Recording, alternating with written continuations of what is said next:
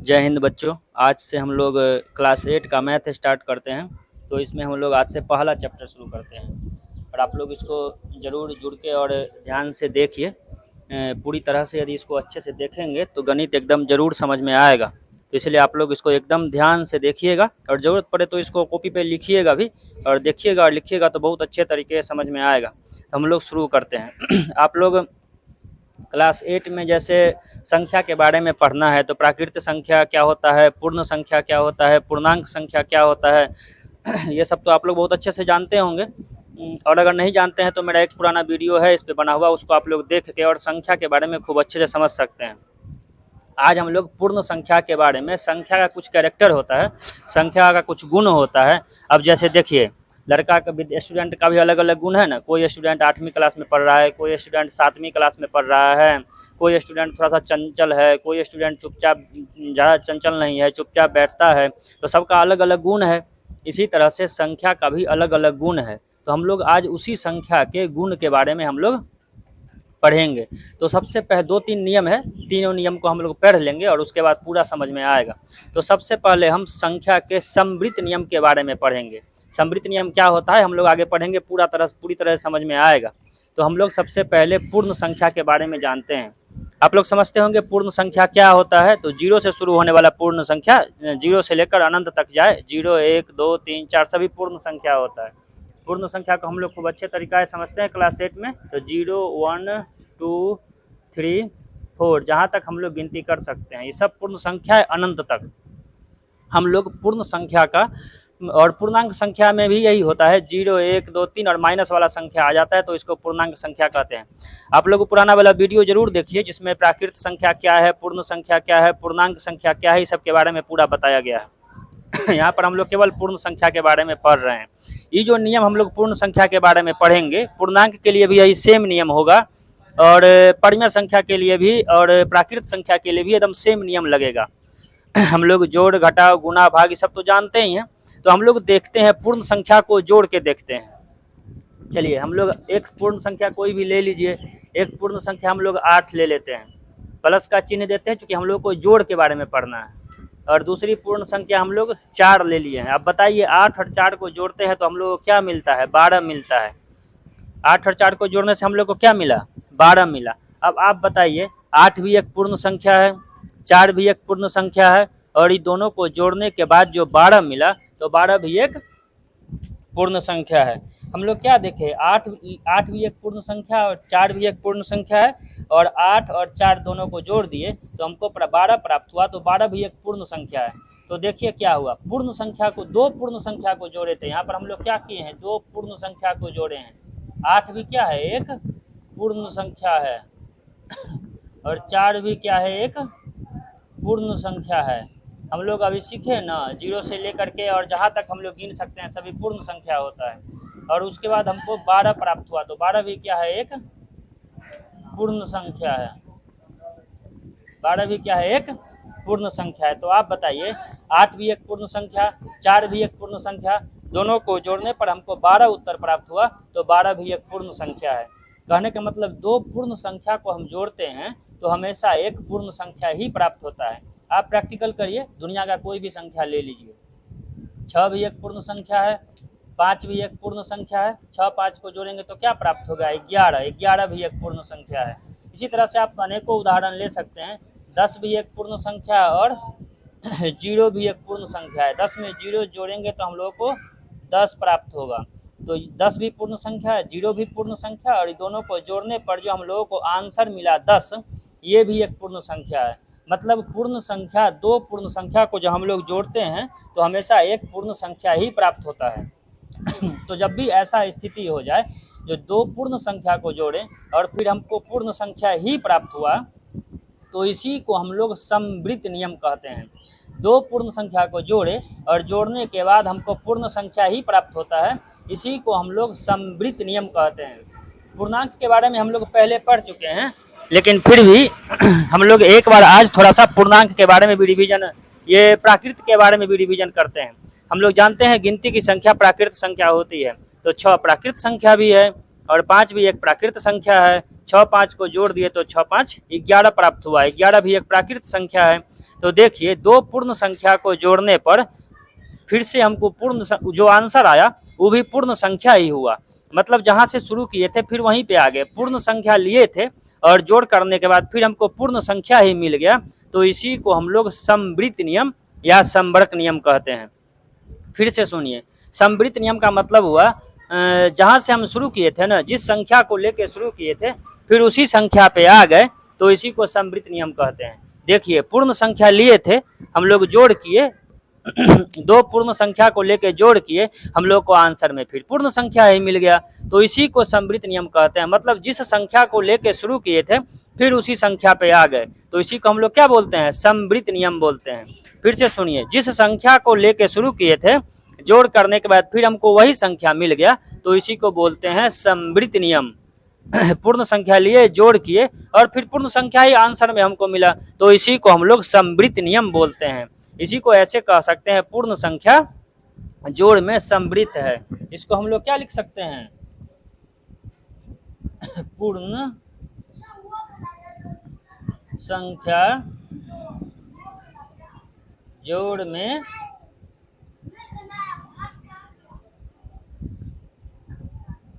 समवृत्त है। दो पूर्ण संख्या को हम लोग जोड़े तो फिर हमको पूर्ण संख्या ही मिल गया, तो इसी को बोला जाता है समवृत्त नियम। इसको हम लोग लिख सकते हैं पूर्ण संख्या, दो पूर्ण संख्या को जोड़ने के बाद हमको पूर्ण संख्या मिला, तो इसलिए हम लोग बोलते हैं पूर्ण संख्या जोड़ में समवृत्त है। समवृत्त का मतलब ही होता है जहाँ से शुरू किए फिर वही आना चाहिए।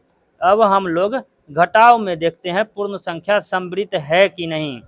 तो देखिए घटाव में हम लोग प्रैक्टिकल करते हैं। चलिए 8 एक संख्या लिए हैं, हम लोग सभी लोग जानते हैं कि 8 एक पूर्ण संख्या है। पूर्ण संख्या सिंपल याद रखिए, 0 से लेके अनंत तक जहाँ भी लिखते हैं सब पूर्ण संख्या है। 0 से लेके अनंत तक जहाँ तक हम गिनती लिख सकते हैं। तो 8 भी एक पूर्ण संख्या है, 2 भी एक पूर्ण संख्या है। अब माइनस किए तो 8 में से 2 गया, 6 प्राप्त हुआ। हम लोग जानते हैं 6 भी एक पूर्ण संख्या है। अब देखिए 8 भी एक पूर्ण संख्या और 2 भी एक पूर्ण संख्या है। हम लोग माइनस किए तो 6 मिला, 6 भी एक पूर्ण संख्या है। देखिए यहाँ पर 8 भी एक पूर्ण संख्या और 2 भी एक पूर्ण संख्या है। दोनों का हम लोग माइनस करेंगे तो फिर से पूर्ण संख्या मिल गया। मतलब देखिए हम लोग पूर्ण संख्या से शुरू किए थे और फिर पूर्ण संख्या प्राप्त हुआ। हम लोग एक और प्रयोग करके देखते हैं।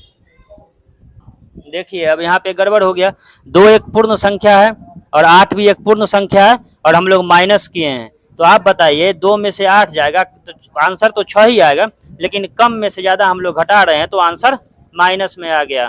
अब पूर्ण संख्या में तो माइनस होता नहीं है, तो हम लोग क्या किए थे, 2 एक पूर्ण संख्या लिए थे। क्या लिए थे, पूर्ण संख्या।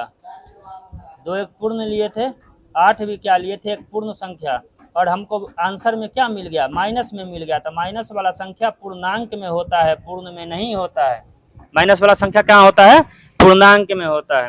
तो देखिए एक बार तो घटाव में 2 पूर्ण संख्या को लिए थे और घटाव करने के बाद हमको पूर्ण संख्या मिल गया, लेकिन दोबारा में देखिए 2 पूर्ण संख्या हम लिए, 2 अलग अलग दूसरी पूर्ण संख्या लिए और दोनों को घटाए तो हमको पूर्ण संख्या नहीं मिला, पूर्णांक मिल गया। तो देखिए घटाव में क्या होता है, कभी हम 2 पूर्ण संख्या को लेके घटाएंगे तो पूर्ण मिलेगा और कभी कभी हम 2 पूर्ण संख्या को लेके घटाएंगे तो पूर्णांक मिलेगा। तो दोनों बार अलग अलग स्थिति हो जाता है। तो हम लोग क्या कहेंगे, घटाव में पूर्ण संख्या समवृत्त नहीं है क्योंकि पूर्ण संख्या को घटाने पर हमको पूर्ण नहीं मिलता है, कभी पूर्ण भी मिलता है और कभी पूर्णांक में मिलता है। इसलिए हम लोग कह सकते हैं जो पूर्ण संख्या घटाव में समवृत्त नहीं है। इसको हम लोग क्या लिखेंगे, पूर्ण संख्या घटाव में समवृत्त नहीं है। तो घटाव में हम लोग क्या देखे, एक बार 2 पूर्ण संख्या को लिए और घटाव किए तो फिर हमको पूर्ण संख्या मिल गया, लेकिन दूसरी बार क्या हुआ, 2 पूर्ण संख्या हम लोग लिए और दोनों को घटाव किए तो पूर्ण संख्या नहीं मिला, माइनस में उत्तर आ गया, तो ये पूर्णांक हो गया। तो इसका मतलब पूर्ण संख्या घटाव में समवृत्त नहीं है। देखिए सिंपल आप लोग सोचिए, जोड़ में 8 में 4 जोड़िए, जोड़ में 8 में 4 को जोड़िए फिर भी उत्तर 12 ही आता है, और 4 में 8 को जोड़िए फिर भी उत्तर 12 ही आता है। तो इसमें कम ज्यादा ऊपर नीचे करने से कोई फर्क होता नहीं है, तो हमेशा आंसर एक ही प्राप्त होता है। लेकिन घटाव में देखिए 8 में से 2 यदि माइनस कर रहे हैं तो हमको 6 मिला, और उल्टा कर दिए 2 में से 8 को यदि माइनस कर दिए तो माइनस में 6 आ गया। तो देखिए ये तो पूर्ण संख्या था 6, लेकिन माइनस में जो 6 आया पूर्ण संख्या तो है नहीं। तो घटाव में दो सिचुएशन में दो अलग अलग उत्तर आ जाता है। जोड़ में हम लोग कम में ज्यादा जोड़े, 8 में 4 जोड़े या 4 में 8 जोड़े, हमारे पास उत्तर एक ही आता है 12। तो इसीलिए 12 यहाँ भी पूर्ण संख्या है और 12 जो यहाँ पर प्राप्त हुआ ये भी पूर्ण संख्या ही है। लेकिन घटाव में क्या टेंशन है, हम लोग जब 8 में से 2 घटाए तो 6 तो मिला, लेकिन अगर हम उल्टा घटाते हैं, 2 में से 8 को घटाते हैं, कम में से ज्यादा को घटाते हैं, तब उत्तर हमारा माइनस में आ जाता है। तो एक बार तो हमको पूर्ण संख्या मिलता है, लेकिन दोबारा पूर्ण संख्या नहीं मिलता है, पूर्णांक मिल जाता है। इसीलिए पूर्ण संख्या घटाव में सम्मिलित नहीं है। अब देखिए गुणा में, जैसे 2 को 4 से गुणा की तो 2 चौके 8, 2 भी एक पूर्ण संख्या था और 4 भी एक पूर्ण संख्या था और हमको मिला भी पूर्ण संख्या। इसी तरह दुनिया का कोई भी संख्या ले लीजिए, 6 भी एक पूर्ण संख्या है, 4 भी एक पूर्ण संख्या है। 6 को 4 से गुणा किए तो हमको मिला 24, 24 भी एक पूर्ण संख्या है।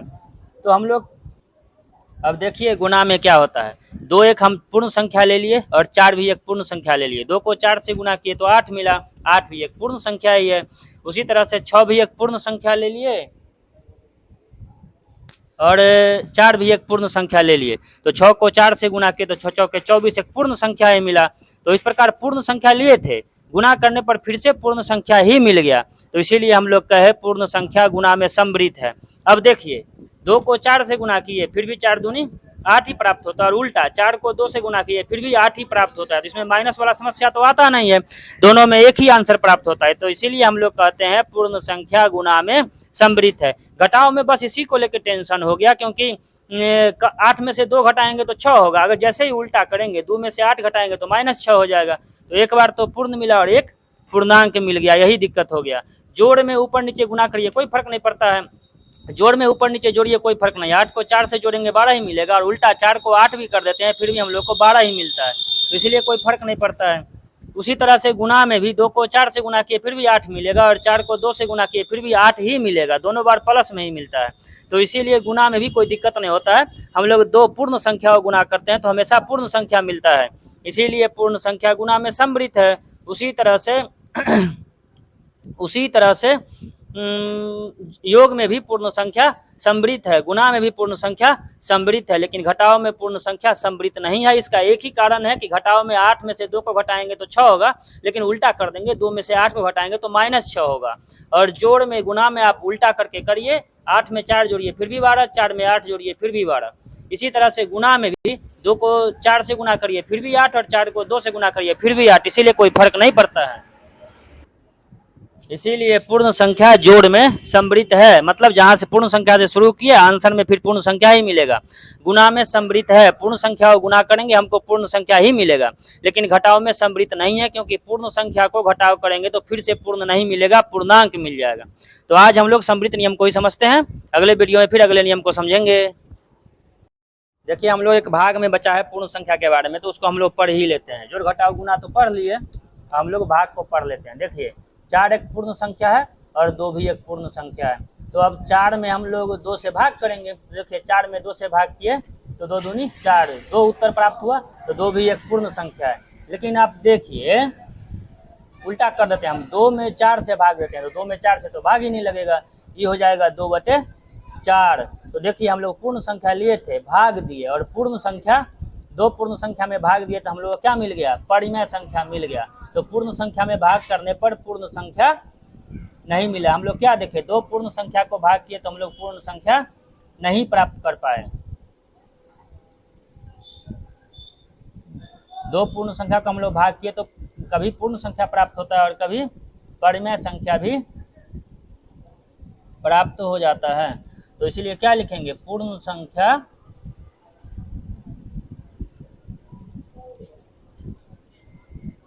भाग में सम्मिलित नहीं है। सम्मिलित का मतलब होता है जहां से शुरू किए फिर वहीं पर पहुंच जाना। अब देखिए भाग में हम पूर्ण संख्या को लेके भाग किए थे, लेकिन एक बार तो पहुंचे, लेकिन दूसरी बार हम लोग पूर्ण संख्या को लेके भाग किए तो बटा वाला संख्या पर पहुंच गए, क्योंकि भाग नहीं लगा। हम लोग कहाँ पहुंच गए, परिमेय संख्या पर पहुंच गए। तो इसीलिए पूर्ण संख्या भाग में सम्मिलित नहीं है। इसको एक बार और हम लोग तीनों को ध्यान से पढ़ लेते हैं। देखिए हम लोग किस नियम के बारे में पढ़ रहे हैं, समवृत्त नियम के बारे में पढ़ रहे हैं। समवृत्त नियम का मतलब होता है हम लोग जिस संख्या को लेके भाग करना शुरू किए हैं, या जोड़ करना शुरू किए हैं, या घटाव करना शुरू किए हैं, या गुना करना शुरू किए हैं, फिर हम लोग जोड़ घटाव गुना के बाद फिर उसी संख्या पर पहुंच जाए। जैसा कि पूर्ण संख्या को लेके अगर जोड़ करना शुरू किए तो हम लोग पूर्ण संख्या पर ही पहुंचे आंसर में, तो इसको कहा जाएगा पूर्ण संख्या जोड़ में समवृत्त है। तो आप लोग थोड़ा ध्यान से देखिए, 8 एक पूर्ण संख्या है और 4 भी एक पूर्ण संख्या है, दोनों को जोड़े तो 12 उत्तर प्राप्त होता है। तो 12 भी एक पूर्ण संख्या है। हम लोग 2 पूर्ण संख्या को लिए थे और जोड़ किए तो आंसर में हम लोगों को 12 एक पूर्ण संख्या प्राप्त हुआ। इसी तरह से 6 एक पूर्ण संख्या है और 5 भी एक पूर्ण संख्या है, दोनों को जोड़े तो 11 उत्तर प्राप्त हुआ और 11 भी एक पूर्ण संख्या है। इसी तरह से देखिए 10 भी एक पूर्ण संख्या है और 0 भी एक पूर्ण संख्या है। 10 में 0 जोड़े तो हमको 10 प्राप्त हुआ और 10 भी एक पूर्ण संख्या है। तो देखिए पूर्ण संख्या को हम लोग लिए थे और जोड़ करके फिर पूर्ण संख्या पर ही पहुंच गए। तो इसका मतलब है जो जहाँ से जिस संख्या से शुरू किए थे फिर उसी संख्या पर आंसर हमको आया, तो इसको कहते हैं पूर्ण संख्या जोड़ में समवृत्त है। अब समवृत्त क्यों है तो इसको थोड़ा सा समझिए। 8 में 4 जोड़िए फिर भी हमको 12 उत्तर प्राप्त होता है, और उल्टा कर दीजिए, अब 4 में 8 जोड़िए फिर भी हमको 12 ही उत्तर प्राप्त होता है। मतलब उल्टा जोड़िए या फिर सीधा जोड़िए, दोनों में आंसर एक ही प्राप्त होता है। तो इसीलिए इसमें दूसरा उत्तर आना ही नहीं है। तो जब दूसरा उत्तर आएगा ही नहीं, अब मान लीजिए आप आम खरीदने गए हैं, बाजार में आम छोड़ के दूसरा कुछ मिलेगा ही नहीं, तो आम ही न खरीदिएगा। उसी तरह से 2 पूर्ण संख्या को जोड़ेंगे तो उल्टा जोड़ें या फिर सीधा जोड़ें, जब एक ही उत्तर आता है तो हमेशा पूर्ण ही प्राप्त होगा। तो इसीलिए हम लोग कहते हैं पूर्ण संख्या जोड़ में समवृत्त है। हम लोग घटाव पर चलते हैं। देखिए 8 एक पूर्ण संख्या है और 2 एक पूर्ण संख्या है, दोनों को घटाए तो 6। यहाँ पर पूर्ण संख्या तो मिल गया, लेकिन दूसरी बार देखिए 2 एक पूर्ण संख्या है और 8 एक पूर्ण संख्या है, दोनों को माइनस किए तो आंसर में -6 आ गया। -6 तो पूर्ण संख्या नहीं है, क्योंकि माइनस वाली संख्या पूर्ण संख्या नहीं होती है। माइनस वाला संख्या को हम लोग पूर्णांक वाला, माइनस वाला संख्या को हम लोग पूर्णांक संख्या कहते हैं। तो देखिए हम लोग पूर्ण संख्या को लिए थे और घटाव करना शुरू किए और बाद में पूर्ण संख्या पर नहीं पहुंचे। हम लोग कहाँ पहुंच गए? पूर्णांक संख्या पर पहुंच गए।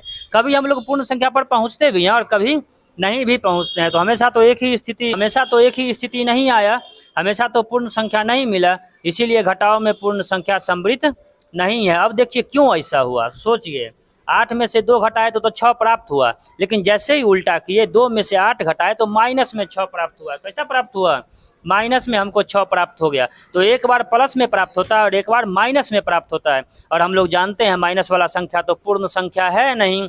तो जब प्लस में प्राप्त होगा तब तो पूर्ण संख्या होगा, लेकिन जब माइनस में प्राप्त होगा तो पूर्ण संख्या नहीं होगा। में क्या टेंशन होता है, जो 8 में से 2 घटाए तो 6 हुआ और 2 में से 8 उल्टा घटाए तो -6 हुआ। तो ये एक ही संख्या को अगर उलट के घटाते हैं तो अलग अलग उत्तर आ जाता है। तो एक बार तो पूर्ण मिलता है, लेकिन दूसरी बार पूर्ण नहीं, माइनस में आ गया, और माइनस वाली संख्या पूर्णांक संख्या होती है। तो इसीलिए देखिए 2 पूर्ण संख्याओं घटाना शुरू किया, हमको पूर्ण नहीं मिला, क्या मिल गया? पूर्णांक मिल गया। तो इसका मतलब समवृत्त नहीं है। समवृत्त का मतलब ही होता है जिस संख्या को लेके हम काम करना शुरू किए हैं फिर वही संख्या मिलना चाहिए।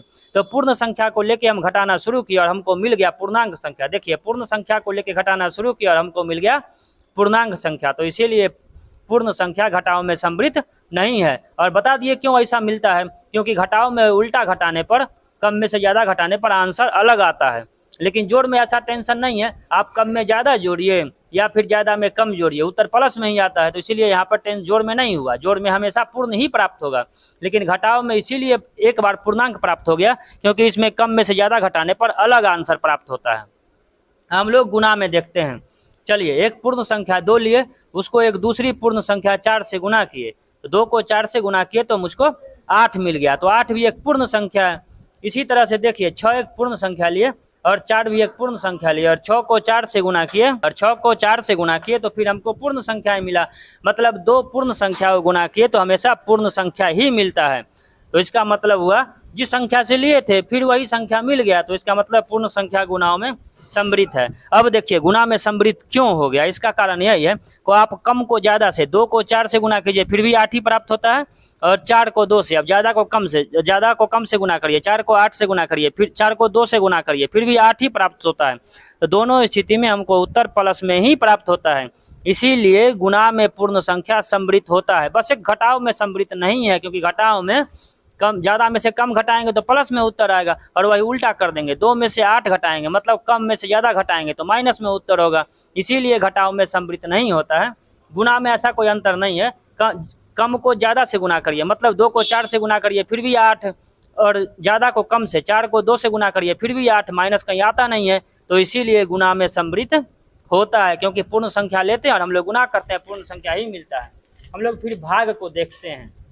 अब देखिए 4 एक पूर्ण संख्या है और 2 भी एक पूर्ण संख्या है, दोनों को भाग के तो 2 उत्तर आया, 2 भी एक पूर्ण संख्या है। तो पूर्ण संख्या से शुरू किए, पूर्ण संख्या मिला। लेकिन दूसरी बार देखिए, हम लोग यदि 2 एक पूर्ण संख्या लेते हैं और उसको 4 से गुना करना भाग करना शुरू करते हैं तो 2 में तो 4 से भाग ही नहीं लगेगा, 2 कम है और 4 ज़्यादा है, तो इसको बटा में लिखा जाएगा 2/4। तो ये हो गया परिमेय संख्या। अब देखिए जैसे ही हम लोग कम में ज़्यादा से भाग कर देंगे तो हमको पूर्ण नहीं मिलेगा, बटा में रह जाएगा। कम है और ज़्यादा है, भाग नहीं लगेगा, तो बटा वाला संख्या को हम लोग ऐसे भी परिमेय संख्या कहते हैं। तो पूर्ण संख्या हम लोग लिए थे, भाग किए, लेकिन हमको पूर्ण नहीं मिला, परिमेय मिल गया। तो हम लोग क्या पढ़े, पूर्ण संख्या लेंगे, कोई क्रिया करेंगे, जोड़ करे, घटाव करे, गुना करे, भाग करे, फिर हमको पूर्ण संख्या ही मिला, तब यही समृद्ध नियम होता है। समृद्ध का मतलब ही होता है जो जिस संख्या को लेके हम लोग शुरू किए थे फिर वही संख्या मिल जाए आंसर में, तभी वो समृद्ध होगा, नहीं तो नहीं। क्योंकि इसका नाम है क्लोजर। देखिए क्लोजर आता है अपने में, जैसे पूर्ण संख्या है तो पूर्ण संख्या में ही क्लोज हो जाएगा। लेकिन भाग में क्या हुआ, हम लोग 2 पूर्ण संख्या को लिए थे। देखिए 2 पूर्ण संख्या, 2 एक पूर्ण संख्या है और 4 भी एक पूर्ण संख्या है, दोनों को भाग किए तो भाग लगेगा ही नहीं, 2 कम है और 4 ज़्यादा, तो हम लोग उसको बटा में लिख देंगे या फिर दशमलव में लिख देंगे। तो लिए थे पूर्ण संख्या, लेकिन हमको या तो परिमेय संख्या मिल गया या फिर दशमलव संख्या मिल गया। तो पूर्ण संख्या लिए थे, भाग किए, पूर्ण संख्या तो मिला नहीं, परिमेय संख्या मिल गया।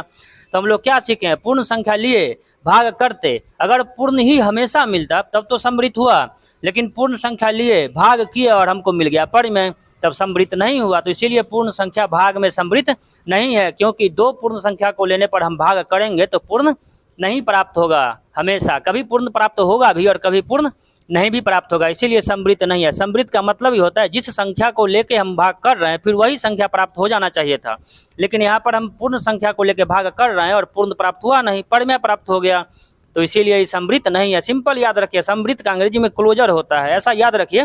अगर हिंदी में नहीं समझ में आता है, क्लोजर से याद रखिए। मतलब क्लोज क्या है, एक ही घर में बंद रहना, तो बस उसी से याद रखिएगा। जो कोई भी 2 संख्या को लेंगे, जोड़ घटाओ गुना या भाग करेंगे, फिर वही संख्या हमको मिल जाए, उसी में वो बंद हो जाए, तब तो समृद्ध होगा। जैसे कि उदाहरण में पूर्ण संख्या को लिए और फिर हमको आंसर में पूर्ण संख्या ही मिल गया तो समृद्ध नियम का पालन किया, लेकिन पूर्ण संख्या को लिए और आंसर में पूर्ण नहीं मिला तो समृद्ध नियम का पालन नहीं हुआ। जैसे कि भाग में आप देख रहे हैं, 2 को 4 से भाग कर रहे हैं तो 2/4 हो जा रहा है, मतलब बटा वाला संख्या, परिमेय संख्या मिल रहा है। तो पूर्ण संख्या लिए, भाग किए, हमको मिल गया परिमेय संख्या।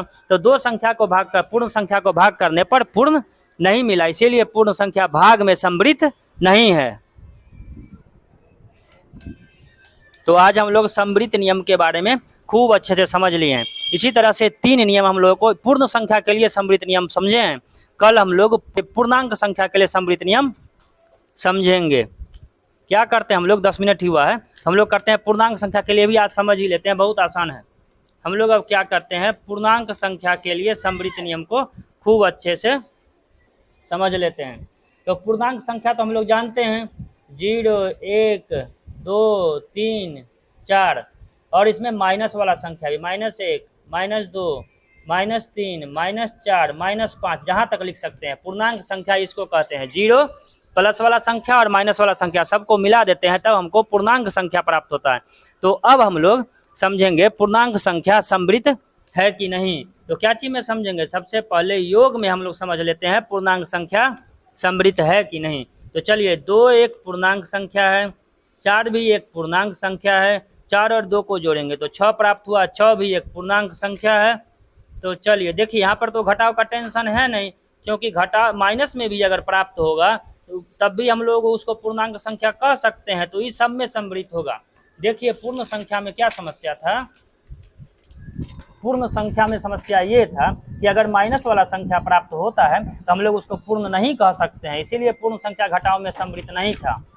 लेकिन पूर्णांक संख्या में अगर माइनस वाला आ भी गया तो कोई दिक्कत नहीं है, माइनस वाला संख्या को भी हम लोग पूर्णांक संख्या कह सकते हैं, इसीलिए यहाँ पे टेंशन नहीं होगा। तो पूर्णांक संख्या योग में क्या है, सम्मिलित है।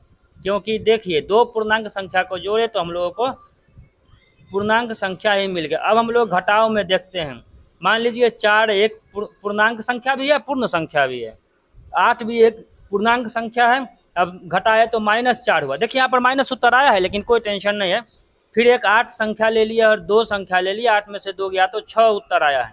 अब देखिए 4 क्या है, एक पूर्णांक संख्या है, 4 एक पूर्णांक संख्या है, 8 भी क्या है, एक पूर्णांक संख्या है। घटाए तो क्या आंसर प्राप्त हुआ, पूर्णांक संख्या प्राप्त हुआ। इसी तरह से 8 एक पूर्णांक संख्या है, 2 भी एक पूर्णांक संख्या है, घटाए तो 6 आंसर पूर्णांक संख्या प्राप्त हुआ। तो देखिए यहाँ पर दो पूर्णांक संख्या को घटाते हैं, जोड़ने पर भी पूर्णांक ही मिला था, तब पूर्णांक से शुरू किया और पूर्णांक ही मिला, इसीलिए पूर्णांक संख्या योग में सम्मिलित है। घटाव में भी पूर्णांक से शुरू किया और पूर्णांक ही मिला, इसीलिए पूर्णांक संख्या घटाव में सम्मिलित है। अब आप कहिएगा पूर्ण संख्या घटाव में सम्मिलित नहीं था, लेकिन पूर्णांक संख्या घटाव में सम्मिलित है, ऐसा क्यों? तो आप समझिए, 4 को हम लोग पूर्ण संख्या भी कह सकते हैं, 8 को हम लोग पूर्ण संख्या भी कह सकते हैं। घटाने पर -4 उत्तर आ जाता है। अब आप लोग बताइए, माइनस तो पूर्ण संख्या में तो माइनस होता नहीं है, पूर्ण संख्या में तो केवल 0 1 2 3 4 प्लस वाला संख्या होता है, इसीलिए पूर्ण संख्या घटाव में सम्मिलित नहीं हुआ था। लेकिन पूर्णांक संख्या घटाव में सम्मिलित इसीलिए हो गया क्योंकि 4 एक पूर्णांक संख्या है, 8 एक पूर्णांक संख्या है। अब अगर हम लोग इसको माइनस करेंगे तो -4 उत्तर आया, और हम लोग जानते हैं कि पूर्णांक संख्या में माइनस वाला संख्या भी आ सकता है, तो -4 को भी हम लोग पूर्णांक संख्या कह सकते हैं।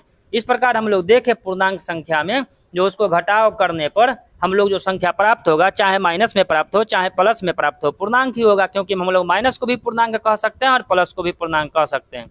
तो हम लोग देखें जो पूर्णांक संख्या को घटाने पर भी पूर्णांक संख्या ही प्राप्त होता है, तो इसीलिए पूर्णांक संख्या घटाव में सम्मिलित है। हम लोग गुणा में देखते हैं, गुणा में तो सब सम्मिलित होता है, गुणा में तो कोई टेंशन है नहीं। हम लोग जानते हैं 2 को 4 से गुणा कर लिए, फिर भी क्या प्राप्त हुआ, 8। तो 2 क्या था, एक पूर्णांक संख्या था, 4 क्या है, 4 भी एक पूर्णांक संख्या है, गुणा किए तो क्या प्राप्त हुआ, पूर्णांक संख्या ही प्राप्त हुआ। अब आप यहाँ पर देखिए, 2 भी एक पूर्णांक संख्या था, 4 भी एक पूर्णांक संख्या है, गुणा किए 8 भी एक पूर्णांक संख्या हुआ। तो इस प्रकार 2 पूर्णांक संख्या को गुणा करने पर भी पूर्णांक संख्या ही मिला, इसीलिए पूर्णांक संख्या गुणा में सम्मिलित है। अब पूर्णांक संख्या में हम लोग माइनस वाला संख्या भी ले सकते हैं, तो एक माइनस वाला संख्या को लेके देखते हैं, -5 गुणे +8। अब आप बताइए, 8 को 5 से गुणा करेंगे तो 8 पंचे 40, और हम लोग जानते हैं जब अंक का गुणा करते हैं तो चिन्ह का भी गुणा होता है। तो 5 के साथ माइनस का चिन्ह है और 8 के साथ कोई चिन्ह नहीं, तो प्लस का चिन्ह है।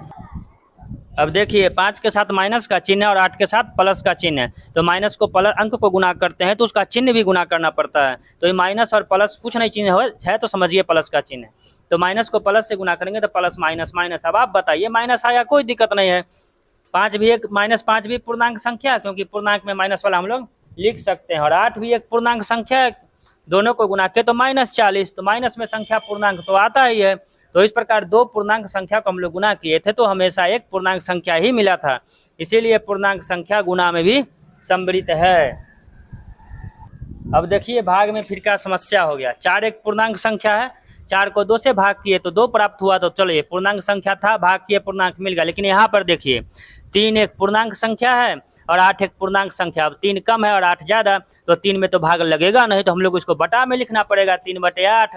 तो फिर बटा वाला संख्या को हम लोग परिमेय संख्या कहते हैं। तो 2 पूर्णांक संख्या को भाग किए थे, मिल गया हमको परिमेय संख्या, तो पूर्णांक किए पूर्णांक नहीं मिला, तो इस प्रकार पूर्णांक संख्या भाग में सम्मिलित नहीं है। तो हम लोग पूर्ण संख्या और पूर्णांक संख्या में क्या समझे, पूर्ण संख्या और पूर्णांक संख्या में हम लोग क्या समझे, पूर्ण संख्या योग में सम्मिलित है, योग में क्या है, सम्मिलित है, घटाव में